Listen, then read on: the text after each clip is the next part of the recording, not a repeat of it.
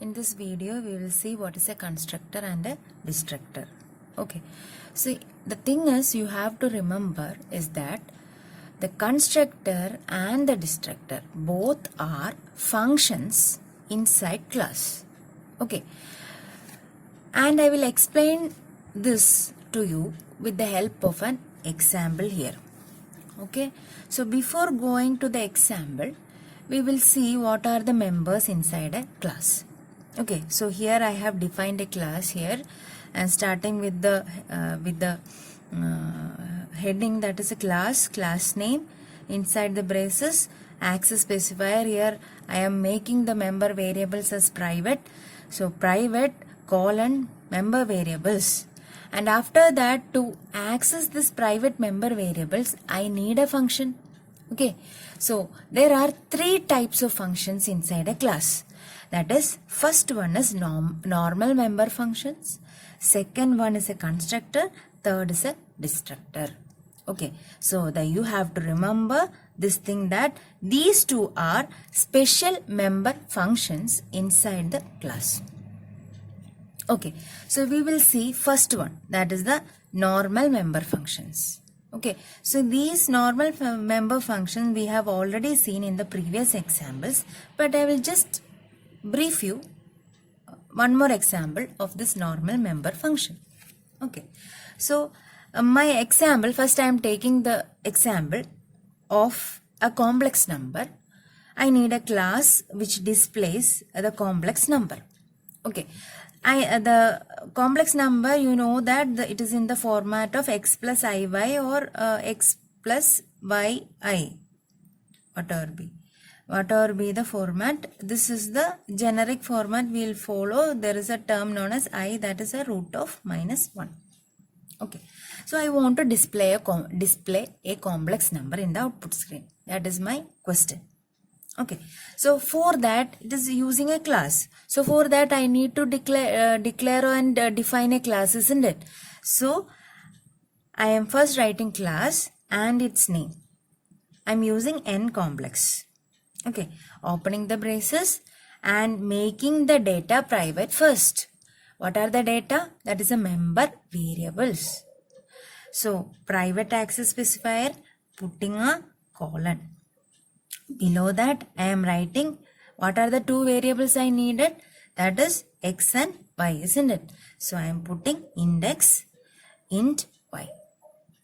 Then to access this private variables, I need functions which are public in nature. So I am using public access specifier, putting the colon.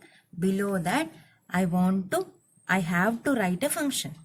Okay, so what is the question? It is to display the complex number. So I am writing a function to display the complex number here.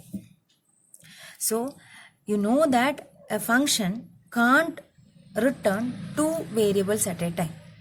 See, I need x and y, isn't it? So I will make that function as void, and I will display that particular thing, or I will operate that purpose inside the function itself. Okay, so making the data type void, then writing the name of the function. Now I am opening the braces, and what is the question? It is to display, isn't it? So I am using the command cout x, and inside the double quotes plus, then yi. So it is in the format x plus yi. Okay, closing it. The function, this is the braces for the closing braces of this function. Then closing the class, putting the semicolon. Okay, so now I have defined a class which will help me to display the complex number. Okay, so this particular display function is known as a normal member functions. Okay, so it is known as a normal member function. Okay, so I am writing the rest of the program. Okay, and I am starting with the main function and opening its braces here, and I am writing what? I am declaring an object. Okay, that is the class variable. Okay, and how can I declare the object? By writing class, the name of the class, that is n complex, and its object, that is O1. You can put any name here. I am just putting O1. You can put object or complex number, whatever name you want, you can put here. Okay, see, the thing is, unless and until I have declared an object, then only this particular class will get triggered. And if I have not declared an object, there is no use of this definition in the program. Okay, I hope that concept is clear to you. Okay, so what is the next line? O1.display. See, using the dot operator, I am trying to access the public member function here. So it will work, isn't it? Because it is a public in nature, so I can access it from outside the class. That is O1.display. So it will go here, and what is the command inside the display function? Cout x plus y I. So I am writing the output here. See, x plus iy, isn't it? So x and y should have some value.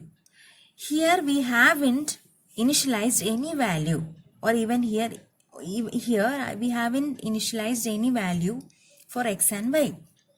Okay, so what it will do, how compiler will execute this, I will explain to you. Okay, so at that time a default constructor is invoked inside the compiler. See, the constructor is a function. Okay, so what this default constructor will do is that it will just assign some garbage values inside x and y.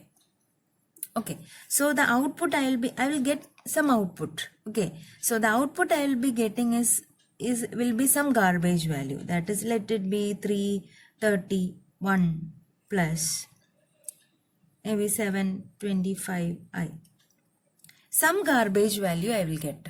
Okay, so this constructor, which is automatically generated, that is known as a default constructor, will assign some value to this particular x and y, which here in the output screen will be displayed as output. So in this program, some garbage values will be displayed over here. So this is known as a default constructor. Okay,